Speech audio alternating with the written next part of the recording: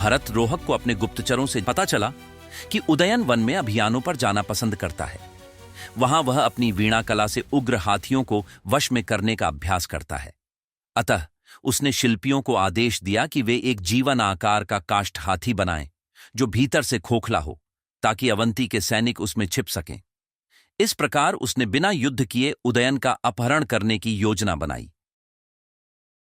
किंतु यौगंधरायण के भी गुप्तचर थे।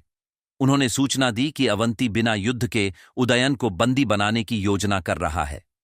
वह शीघ्रता से उदयन के पास पहुंचा, जो वन की ओर प्रस्थान कर चुका था। महाराज, कृपया वन गमन ना करे। यह समय उचित नहीं है। आप अत्यधिक चिंता करते हैं। मैं स्वयं अपनी रक्षा करने में समर्थ हूं। साथ ही मेरे साथ अंगरक्षक और सैनिक भी हैं। देखूं, क्या हमारी सेना के लिए एक और गज प्राप्त कर सकता हूं? हमारे पास अनेक गज है, पर राजा केवल एक ही है।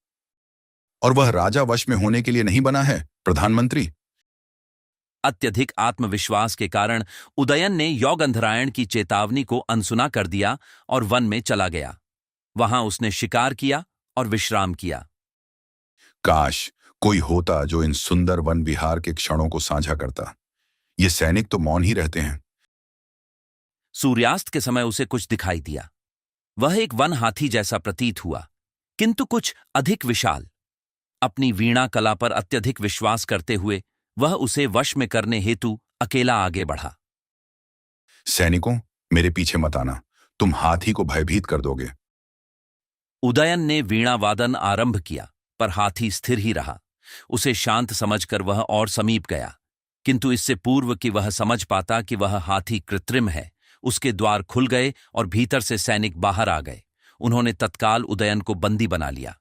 दूसरी ओर अवंती के सैनिकों ने वत्स की सेना पर आक्रमण कर दिया। कुछ ही क्षणों में वत्स का राजा बंदी बना लिया गया और अवंती ले जाया गया। उज्जैनी में आपका स्वागत है, राजा उदयन। प्रद्योत, क्या तुम्हारे भीतर नीति और मर्यादा शेष नहीं रही? शांत रहिए। आप यहां राज अतिथि हैं। आपकी समुचित देखभाल होगी। अभी मुझे आपका राज्य नहीं चाहिए, परंतु आप मेरी पुत्री को वीणा सिखाएंगे। और हां, अब कौशांबी को कोई कर नहीं देना होगा। इसे समता समझिए। मुझे यौगंधरायण की बात मान लेनी चाहिए थी। यही मेरा दंड है। ठीक है, मैं सहयोग करूंगा। प्रहरियों, इन्हें उनके कक्ष में ले जाओ।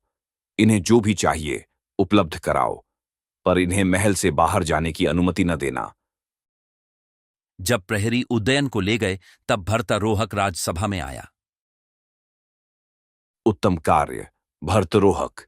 तुमने न केवल मेरा वचन निभाया, बल्कि एक बड़ा राजनीतिक संकट भी दूर कर दिया।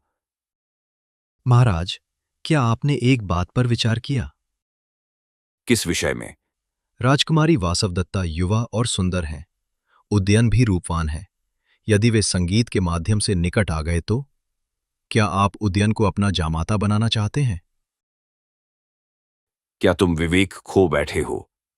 वह मूर्ख बालक, उसने मुझे द्वंद्व में पराजित किया, पर वह योग्य राजा नहीं है। मैं ऐसा कभी नहीं चाहूंगा। पर तुम ठीक कहते हो। अब क्या उपाय है? अवंती के प्रधानमंत्री ने योजना बनाई कि वे एक दूसरे को देख न सकें। वासवदत्ता, सुनो।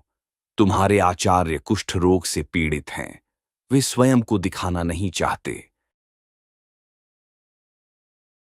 राजा उदयन, सुनिए। राजकुमारी एक नेत्र से अंधी हैं और कुब्जा भी हैं, अतः वे स्वयं को दिखाना नहीं चाहती।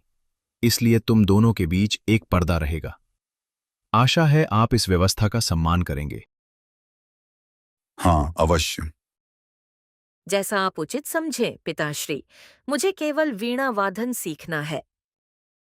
उधर कौशांबी में उदयन की असावधानी ने हमें ये अपमान दिया है। रुमांडवक, मेरे लौटने तक तुम वत्स के संचालक प्रधानमंत्री के रूप में काम करोगे। लोगों को ये लगना चाहिए कि राजा अस्वस्थ है और विश्राम कर रहे हैं। आप कहाँ जा रहे हैं? मैं उज्जैनी जा रहा हूं, अपने मूर्ख मित्र को वापस लाने। अब वह हमारे राजा हैं। उन्हें पहले राजा के समान आचरण करना सीखना होगा। और वसंतक, तुम भी मेरे साथ चलोगे। क्या हम राजदूत बनकर जा रहे हैं? नहीं, हम गुप्त रूप से जा रहे हैं।